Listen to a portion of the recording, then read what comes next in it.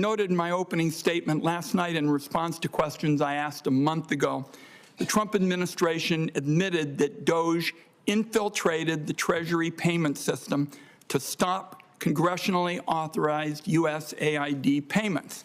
In my view, this stomps all over the Congress's Article I power of the purse. So my question is, in your view, does the President of the United States have the power to impound funds? Thank you, Senator. I enjoyed meeting with you in your office earlier this week. My understanding of what Treasury's responsibility is to process the payments. And if a payment file comes over from an authorized department or agency, the Treasury Bureau of Fiscal Services processes that payment. And so that has been Treasury's role. That's not my question. Does the President of the United States have the power to impound funds? That's yes or no? Senator, I'm not a lawyer on this. I do not know the legal authority of the President when it comes to impoundment. Well, I will tell you, what I have seen is basically throwing the checks and balances, which make our special system so unique that the department is just throwing them in the garbage can. And I also asked Treasury whether Elon Musk had ever gained access to the Treasury payment system data. Treasury answered, and I quote here, "To the best of our knowledge, no."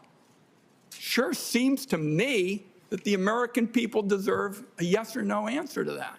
I'm going to move on because we have more to do, but certainly if you want to respond to some of my colleagues, we can do that that way as well. Now, 7,000 IRS employees have already been fired.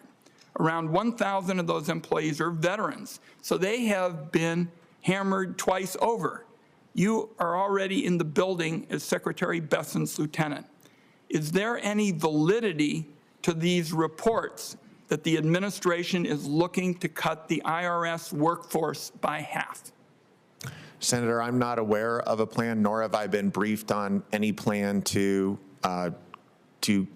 cut the number of employees at the IRS by half.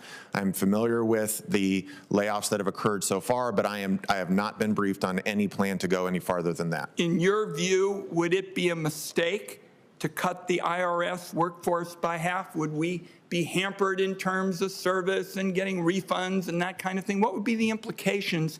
In your view, you were there for Trump 1, so you know a lot about this department. And that's something we talked about. Would it be injurious to the country to cut the IRS workforce by a half?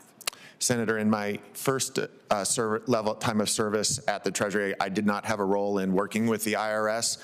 As part of coming in, we have asked for a full evaluation of the efficiencies and the systems at the IRS so that we can make informed decisions as to the personnel levels that will be required. That answer suggests to me that you're leaving open the option to do it. I think that's a mistake. I think you ought to be taking it off the table. I think I have time for one other area that you and I talked about, and that's the question of criminal investigation employees. The IRS Criminal Investigation Division has got about 2,300 field agents who are the best in the business at following the money to take down drug cartels, money launderers, cryptocurrency scams, and sanction evaders.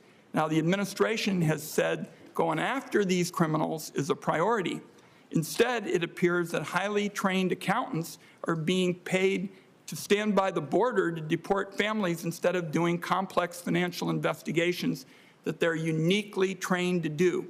Do you believe that taking IRS criminal agents away from sophisticated investigations into cartels and fentanyl trafficking is going to harm national security or public safety?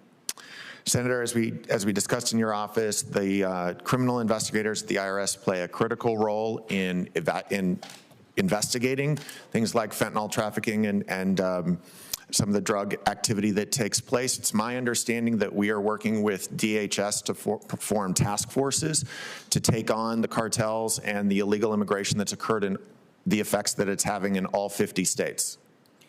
One last question, if I might. You and I talked about the clean energy tax credits. They were written in this committee.